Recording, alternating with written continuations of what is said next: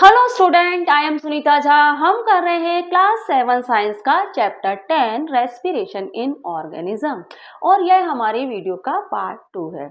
Student, हमारा आज का टॉपिक है व्हाट इज रेस्पिरेशन। रेस्पिरेशन क्या है? रेस्पिरेशन क्या है यह जानने से पहले मैं आपको कुछ टर्म समझा देना चाहती हूँ। कुछ टर्म हम क्लियर कर लेते हैं। सबसे पहले तो आप यह जानिए कि सेल्स क्या है। आई होप आपको पता होगा सेल्स क्या है। एक बार हम रिकॉल कर लेते हैं। सेल्स क्या है? जितने भी लिविंग ऑर्गेनिज्म हैं उनकी बॉडी का स्मॉलेस्ट पार्ट है सेल। आपको पता है कि जितने भी लिविंग ऑर्गेनिज्म हैं उनकी बॉडी का स्मॉलेस्ट पार्ट सेल्स है। सेल्स से बनता है टिश्यूज, टिश्यूज से बनते हैं ऑर्गन और ऑर्गन से बनता है ऑर्गन सिस्टम, यानी कि लिविंग बीइंग का पूरा स्ट्रक्चर। ठीक है, तो लिविंग बीइंग की बॉडी का स्मॉलेस्ट पार्ट सेल्स होते हैं। ठीक है, अब स्टूडेंट हम थोड़ा सा डाइजेस्टिव सिस्टम को भी देख लेते हैं, क्योंकि डाइजेस्टिव सिस्टम वैसे तो आपने पढ़ा है पर यहाँ आप थोड़ा सा समझ लीजिए, आपको ये टॉपिक समझने में आसानी रहेगी। आपको पता है कि हम हमारे माउथ से फूड लेते हैं। फूड पहुंचता है हमारे ईसोफेगस में, जिसको हम सिंपल लैंग्वेज में कहते हैं फूड पाइप। अब इस फूड पाइप में फूड जा रहा है और पहुंचा हमारे स्टमक में। हमारे स्टमक में क्या है? हाइड्रोक्लोरिक एसिड, म्यूकस है, जो फूड को क्या करते हैं? डाइजेस्ट करने में हेल्प करते हैं। और इसके अलावा हमारे लीवर और पैनक्रिया भी कई तरह के जूस सीक्रेट करते हैं। और जब ये फूड स्मॉल इंटेस्टाइन में पहुंचता है तो ये पूरी तरह से डाइजेस्ट हो जाता है और कन्वर्ट हो जाता है ग्लूकोज में। अब आपको पता है कि हमारी ये जो बॉडी है, हमारी पूरी बॉडी में ब्लड वेसल्स का नेटवर्क है।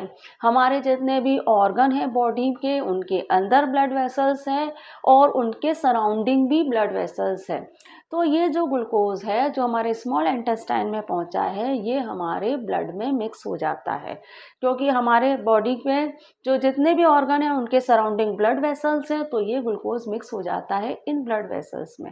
इन ब्लड वेसल्स में जो ब्लड है ये इस ग्लूकोज को कैरी करके ले जाता है बॉडी के ऑल पार्ट में, पर सेल्स में। ठीक है, तो आपको ये समझ में आ गया कि ग्लूकोज जो है वो हमारी बॉडी की हर सेल्स में पाया जाता है। कैसे पाया जाता है ये भी मैंने आपको बता दिया। ठीक है, अब हम पढ़ते हैं व्हाट इज रेस्पिरेशन। रेस्पिरेशन क्या है? अब देखिए स्टूडेंट कि रेस्पिरेशन भी जो होता है वो दो तरह का होता है। एक तो होता है एक्सटर्नल रेस्पिरेशन या फिर ब्रीथिंग, और एक होता है इंटरनल रेस्पिरेशन या फिर हम उसको कहेंगे सेलुलर रेस्पिरेशन। अब एक्सटर्नल रेस्पिरेशन क्या है? एक्सटर्नल रेस्पिरेशन में आता है सिर्फ ऑक्सीजन इनहेल करना और कार्बन डाइऑक्साइड एक्सहेल करना। तो एक्सटर्नल रेस्पिरेशन या ब्रीथिंग की डेफिनेशन अगर कोई आपसे पूछे तो क्या है? ऑक्सीजन इनहेल करना और कार्बन डाइऑक्साइड एक्सहेल करना कहलाएगा एक्सटर्नल रेस्पिरेशन या फिर ब्रीथिंग। लेकिन रेस्पिरेशन का प्रोसेस सिर्फ इतना ही नहीं है, इसके अलावा और भी प्रोसेस इन्वॉल्व है रेस्पिरेशन में, जो आते हैं इंटरनल और सेलुलर रेस्पिरेशन में। तो वह तो मैं आपको बताऊंगी ही, लेकिन इससे पहले मैं आपसे एक क्वेश्चन पूछती हूँ। स्टूडेंट, हमारे एनवायरनमेंट में तो 71% नाइट्रोजन है और 21% ऑक्सीजन है, और दूसरी गैसेस भी हैं हमारे एनवायरनमेंट में। फिर ऐसा क्यों है कि हम ऑक्सीजन ही ले रहे हैं? बाकी गैसों का क्या? बाकी गैसें भी तो आती होंगी हमारी बॉडी में जब हम ऑक्सीजन ले रहे हैं तो बिल्कुल बाकी गैसें भी हमारी बॉडी में पहुंच रही होती हैं। जैसे हमारी बॉडी में ऑक्सीजन पहुंच रही है, वैसे और गैसेस भी जा रही हैं हमारी बॉडी में। लेकिन हमारी बॉडी को ज़रूरत है सिर्फ ऑक्सीजन की, तो वो क्या करती है? ऑक्सीजन को तो ऑब्जर्व कर लेती है और जो दूसरी गैसें हैं, कार्बन डाइऑक्साइड और अदर गैसेस हैं, उनको आउट कर देती है, उसी तरह से जैसे कि वह कार्बन डाइऑक्साइड आउट करती है। ठीक है स्टूडेंट, अब हम क्या करते हैं? अब हम इंटरनल रेस्पिरेशन और सेलुलर रेस्पिरेशन को डिटेल में समझते हैं। देखिए, हमने क्या करा, हमारे ये जो नोस्ट्रिल है, हमारी नाक के ये जो दो होल हैं, इन होल से हमने ऑक्सीजन ली। ऑक्सीजन पहुंची हमारे ट्रैकिया में, जिसे हम सिंपल लैंग्वेज में कहेंगे क्या, विंड पाइप। सिंपल लैंग्वेज में ये कहलाएगा विंड पाइप। ऑक्सीजन पहुंची ट्रैकिया में, ट्रैकिया से पहुंची हमारे लंग्स में। अब हमारे ये जो लंग्स हैं, ये लंग्स जो है ये क्या है, इनके अंदर छोटे छोटे से एयर बैग हैं। हमारे ये जो लंग्स हैं, इनके अंदर छोटे छोटे से एयर बैग हैं, जिनको कहा जाता है एल्वियोली। अब छोटे छोटे से जो एयर बैग हैं, इनके सराउंडिंग भी ब्लड वेसल्स होते हैं। इनके सराउंडिंग भी ब्लड वेसल्स होती हैं। अब क्या होता है कि जो एयर हमने ली, जो ऑक्सीजन हमने ली, ये क्या होता है, ट्रैकिया के रास्ते से लंग्स में पहुंचती है और लंग्स में से जाती है एल्वियोली में। एल्वियोली में ऑक्सीजन भर चुकी है। अब हमारे जो एल्वियोली के जो सराउंडिंग क्या है, हमारे एल्वियोली के सराउंडिंग ब्लड वेसल्स हैं। इन ब्लड वेसल्स में जो ब्लड है, उनमें क्या है, कार्बन डाइऑक्साइड मिक्स है। अब क्या करते हैं, एल्वियोली इस कार्बन डाइऑक्साइड को तो ऑब्जर्व कर लेती है। एल्वियोली इस कार्बन डाइऑक्साइड को तो ऑब्जर्व कर लेती है और ऑक्सीजन जो वो लेकर आई है एनवायरनमेंट से, उसको क्या करती है, उसको इस ब्लड वेसल्स में मिक्स कर देती है। अब हमारी जो ब्लड वेसल्स में जो ब्लड है, उसमें ऑक्सीजन मिक्स हो गई है और कार्बन डाइऑक्साइड उन ब्लड ने क्या करा है, एल्वियोली को दे दिए। अब एल्वियोली क्या करेगी, इस कार्बन डाइऑक्साइड को ट्रेकिया तक पहुंचाएगी और ट्रेकिया से हमारे नॉस्ट्रिल के रास्ते ये आउट हो जाएगी। अब देखिए, हमारी जो ब्लड वेसल्स हैं, उनमें जो ब्लड है उसमें ऑक्सीजन है। अब ये ऑक्सीजन मिक्स ब्लड जाएगा हमारे हार्ट के पास। हमारा लंग्स क्या करेगा, ये ऑक्सीजन मिक्स ब्लड को देगा हमारे हार्ट को, और हमारा हार्ट इस ऑक्सीजन मिक्स ब्लड को पंप करके दे देगा हमारे बॉडी के हर पार्ट को। हमारी बॉडी की हर ब्लड वेसल्स में ये क्या होगा, ऑक्सीजन मिक्स ब्लड है वो पहुंच जाएगा। अब ये ब्लड वेसल्स जो है वो क्या है, हमारी सेल्स के भी सराउंडिंग है। हमारी बॉडी में जो सेल्स हैं, उसके सराउंडिंग भी तो ये ब्लड वेसल्स हैं। तो क्या होगा, ये सेल क्या करेंगी, इस ब्लड वेसल्स में जो ब्लड है, उसमें जो ऑक्सीजन है, उस ऑक्सीजन के साथ करेंगी रिएक्ट। क्योंकि सेल्स में क्या है, ग्लूकोज है। मैं आपको बता चुकी हूँ कि हमारी बॉडी की पर सेल्स में ग्लूकोज मिक्स पहुंच चुका है। अब इस ग्लूकोज को भी ग्लूकोज भी पहुंच गया, ब्लड ग्लूकोज भी ले गया हमारी बॉडी की पर सेल में, और यही ब्लड ऑक्सीजन भी ले जाएगा हमारी बॉडी की पर सेल में। ब्लड का काम क्या है, ब्लड क्या है, सर्कुलेट होता रहता है हमारी पूरी बॉडी में। तो ये इसने क्या करा, ग्लूकोज को भी ले जाया बॉडी की पर सेल में और ऑक्सीजन को भी लेकर गया बॉडी की पर सेल में। अब ऑक्सीजन और ग्लूकोज आपस में रिएक्ट करेंगे। जब ऑक्सीजन और ग्लूकोज आपस में रिएक्ट करेंगे, हमारी बॉडी में जितनी भी सेल्स है, उनमें ये रिएक्शन होगा। हमारी बॉडी में ढेरों सेल्स हैं, असंख्य सेल हैं, तो वहां पे ये रिएक्शन होगा। अब जब ये रिएक्शन होगा सेल्स में, तो क्या होगा, कार्बन डाइऑक्साइड, वाटर और एनर्जी प्रोड्यूस होगी। तो कार्बन डाइऑक्साइड जो प्रोड्यूस होगी वो क्या होगा, कार्बन डाइऑक्साइड तो हमारी सेल्स क्या होगी, सेल्स से ब्लड वेसल्स में पहुंच जाएगी और ब्लड वेसल्स से जाएगी हमारे हार्ट में, और हार्ट इस कार्बन डाइऑक्साइड मिक्स ब्लड को दे देगा लंग्स को, और लंग्स में जो एल्वियोली है वो क्या करेगी, इस कार्बन डाइऑक्साइड को लेगी और ट्रैकिया के थ्रू नोस्ट्रिल से बाहर हो जाएगी। अब क्या है, कार्बन डाइऑक्साइड तो इस तरह से बाहर हो गई। अब क्या है, जो बचा वाटर और क्या बची, एनर्जी। तो एनर्जी का यूज तो हम करते हैं हमारे डेली टास्क कंप्लीट करने के लिए, जैसे कि पढ़ना, खाना, सोना, खेलना, कूदना, ये सब हमारे डेली टास्क करते हैं हम इस एनर्जी को यूज करके। ये एनर्जी प्रोड्यूस होती है ग्लूकोज और ऑक्सीजन जब आपस में रिएक्ट करते हैं, तो इसीलिए हम सारे काम कर पाते हैं अपने, और इसीलिए हमसे कहा जाता है कि आप ज़्यादा से ज़्यादा अच्छा खाना, ज़्यादा से ज़्यादा नहीं, अच्छा खाना खाइए, ताकि आपका जो ग्लूकोज है वो ऑक्सीजन के साथ जब रिएक्ट करे तो एनर्जी प्रोड्यूस करे और आप अपने सारे काम अच्छे से कर पाए। तो एनर्जी का यूज तो हमने कर लिया हमारे डेली टास्क को कंप्लीट करने के लिए। अब जो वाटर बना, वो वाटर का क्या होगा, वो वाटर भी हमारे माउथ के रास्ते से मॉइस्चर के रूप में आउट हो जाएगा। तो इस तरह से चलता है हमारे रेस्पिरेशन का प्रोसेस। हमारा जो इंटरनल रेस्पिरेशन होता है वो इस तरह से होता है, जो हमारी बॉडी की पर सेल में होता है। इसीलिए हम इसको सेलुलर रेस्पिरेशन का नाम देते हैं, क्योंकि ये हो रहा है हमारी बॉडी की पर सेल्स में। अब स्टूडेंट, आपके मन में एक सवाल आना चाहिए क्या, कि भाई जब वाटर हमारी बॉडी बना रही है, रेस्पिरेशन का प्रोसेस जब हो रहा है, ग्लूकोज और ऑक्सीजन जब आपस में रिएक्ट कर रहे हैं, तो कार्बन डाइऑक्साइड, वाटर और एनर्जी प्रोड्यूस हो रही है। तो वाटर तो हमारी बॉडी बना रही है और कार्बन डाइऑक्साइड और एनर्जी तो हम यूज़ कर रहे हैं, कार्बन डाइऑक्साइड को हम आउट कर रहे हैं और वाटर को भी हम आउट कर रहे हैं। तो वाटर बन तो रहा है ना, तो कुछ वाटर तो बचता होगा। तो नहीं स्टूडेंट, ये वाटर क्या है, बहुत ही कम बनता है, इतना ज़्यादा नहीं बनता कि हमारे बॉडी की वाटर की ज़रूरत को पूरा कर ले। जो बनता है वो मॉइस्चर के रूप में आउट हो जाता है, इसीलिए हमें ऊपर से पानी पीना पड़ता है वाटर की ज़रूरत को पूरा करने के लिए। ठीक है स्टूडेंट, तो आपको समझ में आया होगा एक्सटर्नल और इंटरनल रेस्पिरेशन। तो इस तरह से होता है हमारे बॉडी में एक्सटर्नल और इंटरनल रेस्पिरेशन का जो प्रोसेस है वो इस तरह से कंप्लीट होता है हमारी बॉडी में। एक बार हम बोर्ड पे क्या लिखा है वह देख लेते हैं, कुछ रहा होगा उसको भी क्लियर कर लेंगे। तो देखिए, व्हाट इज रेस्पिरेशन? रेस्पिरेशन क्या है? Respiration is the process of taking in oxygen using it for release of energy by oxidation of and eliminating the waste product carbon dioxide and water, है ना। अब यहाँ पे कहा जा रहा है कि रेस्पिरेशन वह प्रोसेस है जिसमें ऑक्सीजन जब ग्लूकोज के साथ रिएक्ट करती है तो एनर्जी प्रोड्यूस होती है और इसे हम कहते हैं ऑक्सीडाइजेशन। जब ग्लूकोज और ऑक्सीजन आपस में मिलते हैं, रिएक्ट करते हैं, तो जो एनर्जी प्रोड्यूस होती है वह कहलाता है ऑक्सीडाइजेशन। और इसके साथ साथ और वेस्ट प्रोडक्ट भी निकलते हैं जिन्हें हम कहते हैं कार्बन डाइऑक्साइड और वाटर। ठीक है, तो कार्बन डाइऑक्साइड किस तरह से आउट करते हैं मैंने आपको बता दिया है, और वाटर भी कैसे आउट करते हैं हमने समझ लिया। The two main process of respiration are external respiration और breathing। अब देखिए कि external respiration और breathing क्या है? taking in air rich in oxygen inhalation। अब क्या है कि ऑक्सीजन को लेना, एयर को लेना, जो ऑक्सीजन रिच एयर को लेना कहलाता है इनहेलेशन, क्योंकि हम तो ऑक्सीजन ही ले रहे हैं ना, बाकी तो हम आउट कर रहे हैं। तो ऑक्सीजन रिच एयर को लेना कहलाता है inhalation and giving out air rich is carbon dioxide exhalation, और कार्बन डाइऑक्साइड को आउट करना कहलाता है एक्सहेलेशन।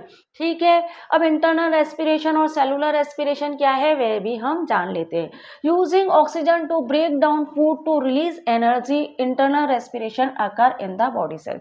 अब यहाँ पे कहा जा रहा है कि फूड के साथ, जो कि ग्लूकोज की फॉर्म में है हमारी सेल्स में, तो उस फूड के साथ जब ऑक्सीजन रिएक्ट करती है तो एनर्जी प्रोड्यूस होती है, उसी को हम कहते हैं इंटरनल रेस्पिरेशन और सेलुलर रेस्पिरेशन, क्योंकि ये होता है हमारी बॉडी की सेल्स में, तो इसे हम इंटरनल रेस्पिरेशन कहते हैं। ठीक है, जब ऑक्सीजन ग्लूकोज के साथ रिएक्ट करती है तो एनर्जी प्रोड्यूस होती है, इसे हम इंटरनल और सेलुलर रेस्पिरेशन कहते हैं, क्योंकि ये हमारी बॉडी की सेल्स में होता है। In respiration, glucose molecules react with oxygen and break down into carbon dioxide and water to release energy. और इस रेस्पिरेशन, जब ये रेस्पिरेशन होता है तो ग्लूकोज मॉलिक्यूल रिएक्ट करते हैं ऑक्सीजन के साथ, और जब ग्लूकोज मॉलिक्यूल ऑक्सीजन के साथ रिएक्ट करते हैं तो वह ब्रेक होते हैं, ग्लूकोज के जो मॉलिक्यूल हैं वो ब्रेक डाउन हो जाते हैं ऑक्सीजन के साथ रिएक्ट करके, और कार्बन डाइऑक्साइड, वाटर और एनर्जी प्रोड्यूस होती है। ठीक है, तो अब उसके बाद हम जो रेस्पिरेशन का जो प्रोसेस है, जो सेलुलर रेस्पिरेशन का जो प्रोसेस है, उसको हम इस तरह से समराइज कर सकते हैं। देखिए, ग्लूकोज और ऑक्सीजन ने क्या करा, आपस में रिएक्ट किया। ग्लूकोज और ऑक्सीजन ने जब आपस में रिएक्ट किया तो कार्बन डाइऑक्साइड, वाटर और एनर्जी प्रोड्यूस हुई। तो इस तरह से होता है हमारे रेस्पिरेशन का प्रोसेस। स्टूडेंट, जब मैं आपको ह्यूमन रेस्पिरेशन समझाऊंगी ना, तो आपको रेस्पिरेशन का प्रोसेस बहुत और भी डिटेल में समझाऊंगी कि जो हमारी जो एल्वियोली होती है हमारे लंग्स के अंदर, वो किस तरह की दिखती है ना। और ये जो हमारा, जब ह्यूमन रेस्पिरेटरी सिस्टम समझोगे तो आप इस रेस्पिरेशन के प्रोसेस को और भी अच्छे से समझ पाओगे। वैसे यहाँ पे मैंने आपको समझाने की कोशिश की है, एक बार हम रिकॉल कर लेते हैं। देखिए कि जो रेस्पिरेशन का जो प्रोसेस होता है उसमें दो स्टेप्स हैं, एक तो है इंटरनल रेस्पिरेशन जिसे हम कहते हैं सेलुलर रेस्पिरेशन, और एक है एक्सटर्नल रेस्पिरेशन जिसे हम ब्रीथिंग भी कहते हैं। तो एक्सटर्नल और ब्रीथिंग में तो क्या है, ऑक्सीजन इनहेल करना और कार्बन डाइऑक्साइड आउट करना, ये है एक्सटर्नल और इंटरनल रेस्पिरेशन। अब हमारा जो एक्सटर्नल और ब्रीथिंग है ना, एक्सटर्नल रेस्पिरेशन और ब्रीथिंग कहलाता है ऑक्सीजन इनहेल करना और कार्बन डाइऑक्साइड आउट करना। अब इंटरनल और सेलुलर रेस्पिरेशन क्या है? इंटरनल और सेलुलर रेस्पिरेशन में क्या होता है कि जो हम ऑक्सीजन लेते हैं वो हमारे ट्रैकिया से पहुंचती है हमारे लंग्स में, और लंग्स से में जो ब्लड, लंग्स के सराउंड में जो एल्वियोली है उसके सराउंडिंग क्या है? ब्लड वेसल्स हैं। वो ब्लड वेसल्स क्या करते हैं? ऑक्सीजन को तो ले लेते हैं और कार्बन डाइऑक्साइड एल्वियोली को दे देते हैं। एल्वियोली उस कार्बन डाइऑक्साइड को नोस्ट्रिल के रास्ते से बाहर कर देती है। अब जब ये जो ब्लड वेसल्स हैं इनमें ऑक्सीजन आ चुकी है, इन ब्लड वेसल्स में जो ऑक्सीजन मिक्स ब्लड है वो जाता है हार्ट के पास। हार्ट पंप करके इस पूरे ऑक्सीजन मिक्स ब्लड को दे देता है हमारे बॉडी के हर पार्ट को, हमारी बॉडी की हर सेल तक पहुंचाता है। अब मैं आपको बता चुकी हूँ कि हमारी बॉडी की हर सेल्स में ग्लूकोज पहुंच चुका है ब्लड के थ्रू। अब क्या होता है, इस ग्लूकोज के साथ ये ऑक्सीजन जो पहुंची है वह क्या करती है? रिएक्ट करती है। जब ये ऑक्सीजन इस ग्लूकोज के साथ रिएक्ट करती है तो क्या होता है? कार्बन डाइऑक्साइड, वाटर और एनर्जी प्रोड्यूस होती है। तो कार्बन डाइऑक्साइड तो क्या होता है, ये जो होती हमारी ब्लड वेसल्स जो हैं, हमारी सेल्स के सराउंडिंग जो ब्लड वेसल्स हैं वो क्या करती हैं? इस कार्बन डाइऑक्साइड को कैरी करती हैं और ले जाती हैं हार्ट के पास। हार्ट इस कार्बन डाइऑक्साइड मिक्स ब्लड को लंग्स को देता है और लंग्स को आउट कर देता है। और क्या होता है? वाटर भी मॉइस्चर के रूप में हमारे माउथ से बाहर निकल जाता है और एनर्जी का यूज हम कर लेते हैं हमारे डेली टास्क को करने के लिए। ठीक है स्टूडेंट, तो इस तरह से होता है हमारे रेस्पिरेशन का प्रोसेस।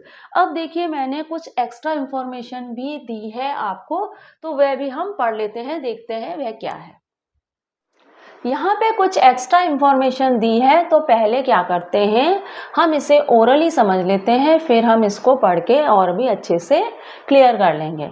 तो देखिए स्टूडेंट, यहाँ पे लिखा है कि जो कंबंशन का, बर्निंग का जो प्रोसेस है वह रेस्पिरेशन के प्रोसेस के सिमिलर है। बर्निंग का प्रोसेस, कंबंशन का प्रोसेस और रेस्पिरेशन के प्रोसेस में काफ़ी समानता है, यहाँ पे ये कहा गया है। तो स्टूडेंट सबसे पहले तो आपको ये पता होना चाहिए कि भाई कंबंशन और बर्निंग है क्या। तो देखिए कंबंशन का मतलब होता है किसी भी थिंग का पूरी तरह से बर्न हो जाना। और जैसे कि आप एक लकड़ी का लॉग जला रहे हैं, तो आप जब इस लकड़ी के लॉग को जलाएंगे तो अगर आप उसे खुद से नहीं बुझाएंगे तो वह तब तक जलता रहेगा जब तक वह पूरी तरह से बर्न नहीं हो जाएगा। तो किसी भी थिंग का पूरी तरह से बर्न होना कहलाता है कंबंशन। और जब ये लकड़ी का लॉग जलेगा तो क्या होगा, लाइट और हीट रिलीज होगी। लाइट रिलीज होगी और हीट रिलीज होगी, जो क्या है, एनर्जी की एक फॉर्म है। अब आप देखिए कि एक कैंडल से जो फ्लेम निकल रही है ये कंबंशन का एग्जाम्पल नहीं है, क्योंकि कैंडल से जो फ्लेम निकल रही है तो वहाँ पे कैंडल पूरी तरह से बर्न नहीं हो रही है, वहाँ पे सिर्फ फ्लेम निकल रही है और लाइट हमें मिल रही है। ठीक है, तो कंबंशन का मतलब है किसी भी थिंग का पूरी तरह से बर्न होना और एनर्जी के रूप में लाइट और हीट का निकलना। अब देखिए यहाँ पे कहा जा रहा है कि जो रेस्पिरेशन है और जो कंबंशन के प्रोसेस में काफ़ी समानता है।